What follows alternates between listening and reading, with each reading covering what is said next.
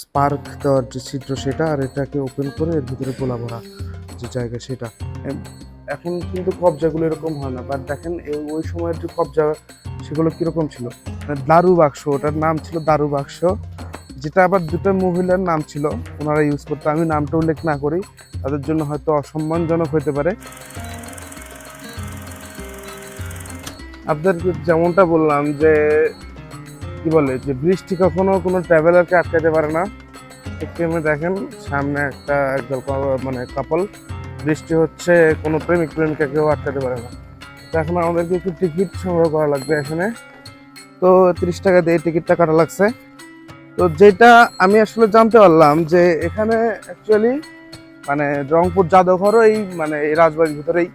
তো যদি এটা হয়ে থাকে তাহলে তো অনেক ভালো একটা জিনিস। আর গার্ডেনটা কিন্তু খুব সুন্দর করছে ওরা, মানে খুব ইমপ্রেসিভ একটা গার্ডেন এরা করছে। কি ব্যাপার, জুম হয় না কেন? এই তো দেখতে পাচ্ছেন, খুব সুন্দর একটা গার্ডেন এরা করার চেষ্টা করছে। কোয়াইট ইমপ্রেসিভ, কারণ আমাদের মহাস্থানগড়ের যে জাদুঘর সেটা কিন্তু ভৌগোলিক দিক থেকে অনেক বেশি ইম্পর্টেন্স থাকলেও ওনারা কিন্তু গার্ডেনটাকে এতটা সুন্দর করে করতে পারে নাই। আমার বলতে লজ্জা নাই যে আমি একজন কি বলে মানি মাইন্ডেড লোক, কারণ আমার হোক হতে পারে আমার কাছে টাকা নাই, বাট এই টাকা পয়সা নিয়ে ভাবনা চিন্তা করতে আমার ভালো লাগে।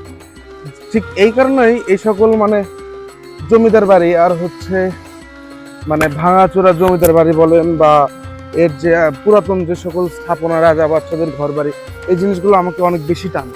দেখেন কত সুন্দর একটা মানে পরিবেশ এখানে আমাদের, সেই রাজবাড়ি, তার সামনে বিশাল একটা পুকুর, যেটা মানে একটা রয়্যালনেসের একটা প্রতীক হিসেবে থাকে। সো অপেক্ষার পালা কিন্তু শেষ বন্ধুরা, দেখতে পাচ্ছেন আমি চলে এসেছি রংপুরের সেই বিখ্যাত তাজহাট জমিদার বাড়ি। মানে এটা বলা গেলে মানে বাংলাদেশের যে কয়েকটা জমিদার বাড়ি আছে তার মধ্যে one of the best beautiful palace. মানে কি না এটা, দেখেন এর যে মানে স্থাপত্য শৈলী, এর যে কারুকার্যটা অসাধারণ একটা, কি বলে এটাকে, যে ইংরেজদের একটা ভাইব দেয়, তাই না? মানে তখনকার আমলে যে আমরা যেরকম যে কি বলে নবাবদের যে সকল মানে প্যালেস ছিল সেগুলোর মধ্যে, মানে অনেক সুন্দর এর যে আশেপাশের যে পরিবেশ, আশেপাশের যে মানে অ্যাম্বিয়েন্স, অনেক সুন্দর একটা ভাইব দেয়। তো এখন আমরা ভেতরে যাব, এক্সপ্লোর করব, সবই দেখাবো আপনাদেরকে। খুব গুরুত্বপূর্ণ একটা জিনিস, এটা কিন্তু বাংলাদেশ সুপ্রিম কোর্টের একটা বেঞ্চ ভবন ছিল।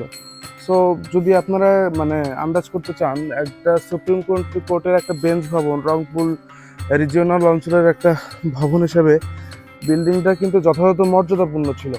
কারণ এরকম একটা সুন্দর বিল্ডিংয়ে কিন্তু এরকম মর্যাদাবান কোনো পোস্ট মানায়, তাই না? যদি দেখার চেষ্টা করেন এখানে কিন্তু মানে ফুল বিল্ডিং এর কোথায় কি জিনিসটা আছে সবকিছু কিন্তু মানে বর্ণনা করা আছে, যে কোথায় কোন জায়গায় জিনিসটা আছে। যেমন ধরেন যে রেড কালারের যে ইন্ডিকেটরটা আছে, এটা কিন্তু দেখাচ্ছে আমরা যে গেটের সামনে আছে, এই গেটের কিন্তু এটাকে ইন্ডিকেট করতেছে। এটা হচ্ছে মিউজিয়াম গ্যালারি।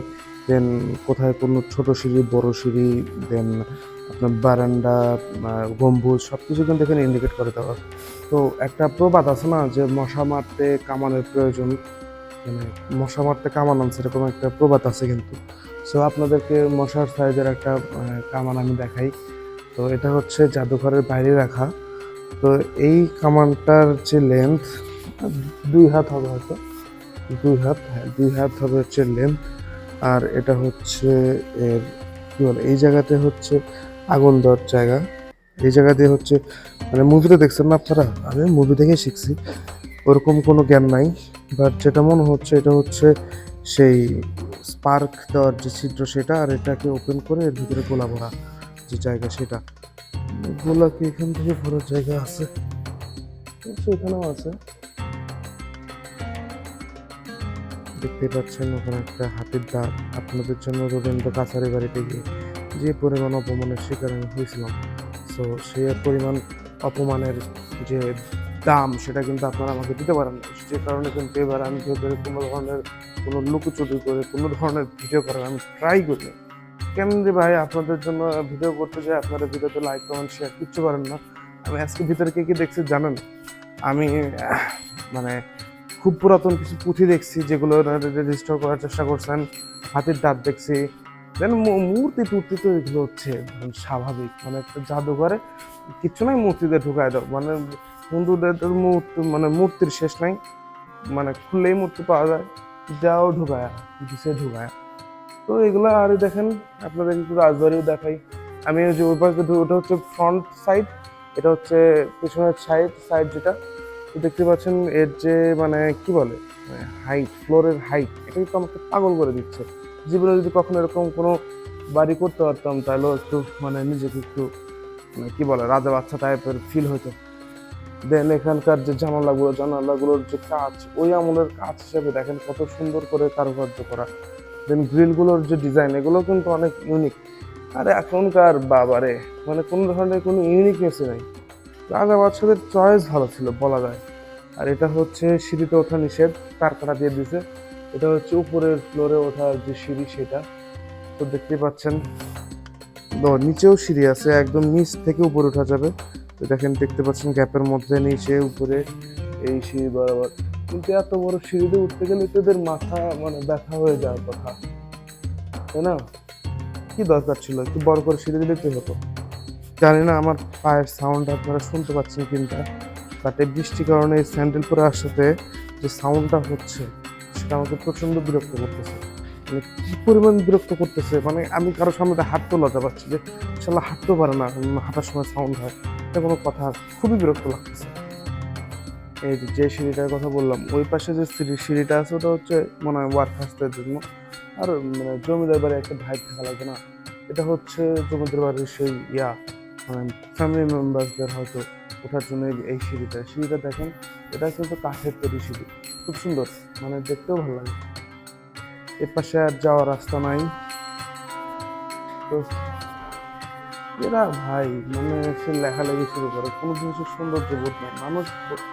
বাঙালি বলতেই একটা মানে ফালতু জাতি। দেখলাম সেটা হচ্ছে মানে সাঁওতালদের ব্যবহৃত মানে হ্যাঁ, ধনুক ছিল না, তীর ছিল। মানে কি মানে খুবই চমৎকার ভাই, মানে দেখাইতে পারছি না, এটা হচ্ছে আমার বেশি কষ্ট লাগতেছে। খুবই চোখা আর লম্বা আর খুব স্ট্রেট, পিছনে হচ্ছে কি কোনো কিছুর একটা পালক দিয়ে হচ্ছে সুন্দর করে বাঁধাই করা ছিল। 3-4টা মানে তীর ছিল, যদি সম্ভব হতো একটা নেওয়া আমি অবশ্যই নেওয়ার চেষ্টা করতাম। একটা বিশেষ জিনিস আপনাদের দেখাই, এ দেখেন কবজা, মানে এখন কিন্তু কবজাগুলো এরকম হয় না, বাট দেখেন ওই সময়ের যে কবজা সেগুলো কিরকম ছিল। এটা যদি এরকম বাইর হয়ে আসে এর এর বরাবর আসবে, মানে একদম আটকা থাকবে না, এটা খুললে এরকম চলে আসবে, খুলে যখন ফুল চলে আসবে এদিকে তখন এটা হয়তো এই সাইডে থাকবে, এটা এই মানে এই মাথাটা এই সাইডে থাকবে, খুবই চমৎকার। আর দেখেন প্রত্যেকটা ঘরেই কিন্তু এরকম মানে কি বলে ফোল্ডেবল দরজা, যেগুলো একটা তুললে সবগুলো উঠে যায়, দেখছেন? যদিও এগুলোর মানে মেকানিজম নষ্ট হয়ে গেছে অনেক আগের এগুলো, কিন্তু দেখেন এখনো কিন্তু অনেকটা ভালো আছে। একটা তুলবেন অনেকগুলো, মাঝখানেটা ধরলে মেবি সবগুলো উঠে যায়। হ্যাঁ, আর উপরেরটা তুললে পরে সবগুলো ওঠে না। এই যে এইটার মানে মেকানিজমটা ভালো আছে, দেখেন একটা তুলতে নিলে সবগুলো উঠে যায়, খুব সুন্দর। তো আমি এখন আছি হচ্ছে যে তাজহাট জমিদার বাড়ির যে ব্যাকইয়ার্ড, সেখানে দেখতে পাচ্ছেন এটা হচ্ছে মানে জমিদার বাড়ির পেছনে অংশ, যেখানে মূলত বাড়ির যে সকল মহিলারা থাকতো তারা মেইনলি এই জায়গাতে মানে যারা। বাট একটা জিনিস আছে, ওই ভেতরে জাদুঘরের ভেতরে একটা দেখলাম, মানে দারু বাক্স, ওটার নাম ছিল দারু বাক্স, যেটা আবার দুটো মহিলার নাম ছিল, ওনারা ইউজ করতো। আমি নামটা উল্লেখ না করি, তাদের জন্য হয়তো অসম্মানজনক হতে পারে। মানে চিন্তা করেন ওই সময়ের জন্য, ধরেন আপনি মদ মদ টাইপের জিনিসপত্রের জন্য একটা বাক্স ইউজ করতো। এখন যেরকম আপনি ধরেন একটা ঠান্ডা রাখার জন্য, ধরেন কোনো কিছুকে মানে মদ বা বিয়ার যারা খায় তারা কিন্তু ওটাকে চিল্ড খাইতে বেশি পছন্দ করে, প্রেফার করে। এই জন্য কিন্তু ওনারা কী করে, ওটাকে ঠান্ডা রাখার জন্য একটা বাক্সে রাখে। সেই বাক্স আজ থেকে 300-400 বছর আগে দুজন মহিলা ইউজ করতো। তো ওনারা আমার তো মনে হয় না যে অতটা ধার্মিক ছিলেন। যেহেতু এখানে আর একটা জিনিসও আছে, মানে এই যে রাজা ছিলেন যে হচ্ছে এই জমিদারিটা মানে প্রতিষ্ঠা করছিলেন, উনি কিন্তু আবার মানে সেই ভারতের পাঞ্জাব থেকে এই বাংলাদেশে আসছিলেন, এবং পাঞ্জাবে তিনি শিখ ধর্মের ছিলেন এবং আসার পরে তিনি হিন্দু ধর্মের হয়ে যান, মানে হিন্দু ধর্ম গ্রহণ করেন। সো এখানেও একটা মানে কনফ্লিক্ট আছে। সো এই বিষয়ে আমার কোনো ওপিনিয়ন না দেওয়া ভালো। এখন হচ্ছে বিদায় নেওয়ার পালা। আর মাই লাস্ট ওপিনিয়ন হলো, আমার দেখা জমিদার বাড়িগুলোর মধ্যে সবচেয়ে সুন্দর ছিল এটি, সবচেয়ে সুন্দর এবং সবচেয়ে সুন্দর কন্ডিশনে এমনকি কারুকার্যের দিক থেকে, স্ট্রাকচারের দিক থেকে, রুচির দিক থেকে এই পুরো রাজবাড়িটি ছিল অনেক সুন্দর। আমি রেকমেন্ড করবো আপনারা যদি রংপুরে আসেন, বেশি দূরে না, রংপুর সিটি থেকে একটু দূরেই, তো অবশ্যই এখানে আসার চেষ্টা করবেন, ভালো লাগবে এবং এর গ্যারান্টি আমি দিচ্ছি।